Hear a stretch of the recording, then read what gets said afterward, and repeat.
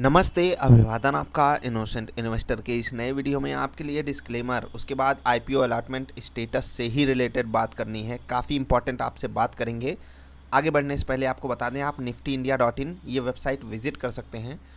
यहाँ पर आप क्लिक कर लीजिए, उसके बाद आपको ये पेज मिल जाएगा। आप अलॉटमेंट स्टेटस चेक कर सकते हैं। सारी डिटेल हमने पुरानी वीडियो में दी हुई है, आप वो वीडियोज़ देख आराम से चेक कर सकते हैं। अब आते हैं एग्जैक्टली जो बात करनी है उस पर। ठीक, उस चीज़ पे आने से पहले हम आपको बता दें कि जो ये वेबसाइट्स होती हैं रजिस्ट्रार वाली, ये कह देती हैं कि हम एक दिन मतलब 7 तारीख को कहेंगे तो 8 तारीख को अलॉटमेंट स्टेटस लेके आएंगी। वो भी इनका सर्वर इतना डाउन रहेगा कि रिटेल इन्वेस्टर के पास जैसे फालतू का टाइम पड़ा है, रिटेल इन्वेस्टर के टाइम की कोई वैल्यू है ही नहीं। इन लोगों को इस तरह मतलब ये लोगों का ट्रीटमेंट रिटेल इन्वेस्टर को लेकर इस तरीके का है कि रिटेल इन्वेस्टर तो खैरात में फालतू बैठा हुआ है, उसकी टाइम की कोई वैल्यू नहीं है। वो 50 बार ट्राई करे तब वो चेक कर पाए, तब चलेगा। ये काम ये कर सकते हैं। मैं जो कह रहा हूँ उसको बहुत ध्यान से समझिएगा। हमारी और आपकी कितनी वैल्यू है लगाई जाती है, वही मैं आपको एक्सप्लेन कर रहा हूँ। के फिनटेक और अलंकित, ये दो की हम बात कर रहे हैं और यहाँ पर आपको कुछ बात बताना भी चाहेंगे, बहुत ज़रूरी है। आपको मैं समझाता हूँ, इत्मीनान से सुनिएगा। पहली चीज़ कि मैज़गॉन डॉक से बिल्डर्स में अप्लाई बहुत सारे लोगों ने किया था, बहुत अच्छी लिस्टिंग गेन भी होगी उसमें, अच्छी बात है। लेकिन मिला किसको? मैं एक बंदे की बात बता रहा हूँ। इस बंदे ने 11 जगह से, कहाँ से 11 जगह से अप्लाई किया, 11 अलग अलग खातों से। उसके बाद भी इसको एक भी शेयर अलॉट नहीं हुए। हर जगह यही कहानी लिख कर आ रही है, बिल्कुल सेम कहानी हर जगह लिखी हुई है कि शेयर अलॉटेड 0, शेयर अप्लाइड 103। ठीक, इसने एक लॉट अप्लाई किया था यूटीआई एएमसी का, सिर्फ एक, और वो मिल गया। अब मैं आपको जो कहानी बताने जा रहा हूँ उसको बहुत ध्यान से सुनिएगा। मैं एक चीज़ तो बिल्कुल आपके साथ ये एक्सेप्ट करूँगा कि डिमांड बहुत ज़्यादा है तो सप्लाई हो नहीं पाएगी। बहुत सिंपल सी बात है कि नहीं मिलेगा, हर चीज़ मैं एक्सेप्ट कर लेता हूँ। लेकिन क्या रिटेल इन्वेस्टर के सामने ये ऑप्शन मतलब साफ साफ खुल्लम खुल्ला नहीं होना चाहिए कि रिटेल इन्वेस्टर को एक एक चीज़ पता रहे कि अलॉट किसको हुआ, किसको नहीं हुआ, कितने आए, कितने गए, कहाँ पर अलॉटमेंट हुआ। मतलब ट्रांसपेरेंसी की मैं बात कर रहा हूँ।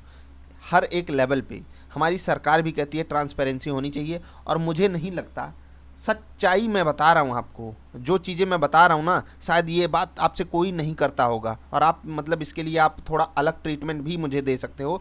लेकिन मैं आपसे जो कह रहा हूँ बहुत ध्यान से समझिएगा। घटिया कंपनियों के स्टॉक्स कौन खरीदता है?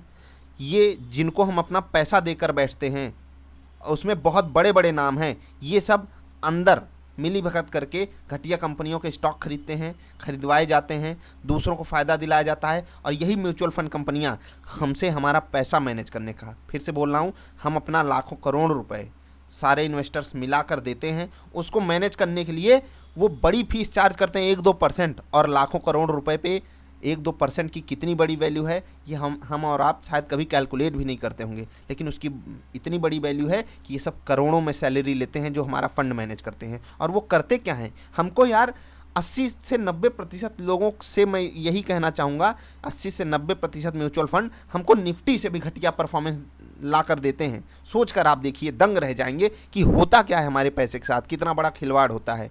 मैं अपनी बात करूं या किसी और की बात करूं, आपने मैज़गॉन में अप्लाई किया, आपको नहीं मिला, ये सारी चीज़ें चलती हैं।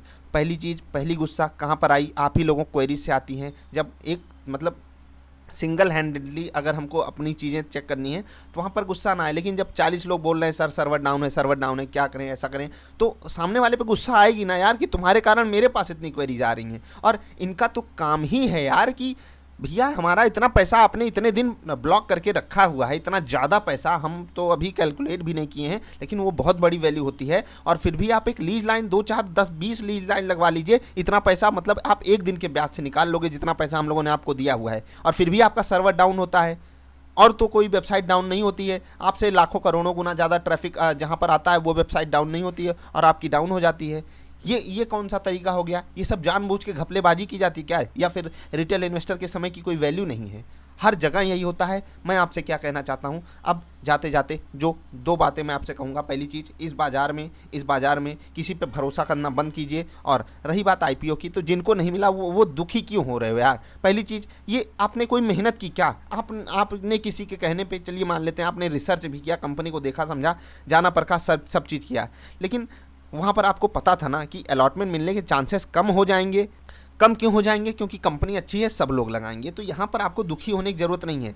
मैं आपके साथ इसलिए खड़ा हूँ, किस चीज़ के पक्ष में? ट्रांसपेरेंसी के पक्ष में। जो चीज़ हो रही है हमारे सामने दिखनी चाहिए। और ये जितने भी रजिस्ट्रार हैं से भी इनको 100 डंडा मारे, इनको बीच बाजार में खड़ा करके 100 डंडा मारे कि अगर इन्होंने कह दिया कि 8 बजे स्टेटस आ जाएगा, तो 8:01 8:01 भी हो गया, अगर स्टेटस नहीं आया तो इनके ऊपर 100 गुना ज़्यादा पेनाल्टी होनी चाहिए। रिटेल इन्वेस्टर के समय की बहुत बड़ी वैल्यू है, इनको समझना होगा यार। चलिए मान लेता हूँ हम सारा दिन खाली बैठे रहते हैं, लेकिन फिर भी हमारा पैसा लगा है यार। तुम्हारे पैसे से हम पल तो नहीं रहे, हमारे पैसे से तुम लोग पल रहे हो, और तुम लोग अपनी सर्विस अनअवेलेबल बता दोगे। रिटेल इन्वेस्टर पागल है, एक दिन पूरा ट्राई करेगा, दूसरे दिन आ जाएगा, उसको मतलब 8 बजे 9 बजे कोई टाइम तो बताओगे नहीं। सेबी से मैं ये रिक्वेस्ट करना चाहता हूँ कि सेबी कम से कम आप तो देखो, एक मतलब समय निर्धारित कर दो यार। हम लोग जब भी कोई चीज़ अप्लाई करना हो, हम लोग टैक्स भरना हो या बच्चों को कोई फॉर्म भरना हो एग्ज़ाम का, बस वहाँ पर टाइमर लगा होता है कि इतने बज के इतने मिनट इतने सेकंड के बाद कुछ नहीं हो सकता। और इन लोगों को क्यों नहीं टाइमर लगता? क्यों? कोई कहेगा या सिर्फ पैसा खिला के सारे काम हो जाएंगे? इन सारी चीज़ों से आगे बढ़ना होगा। देश बहुत आगे जा रहा है, तो इन सबको थोड़ा आगे लेकर चलिए।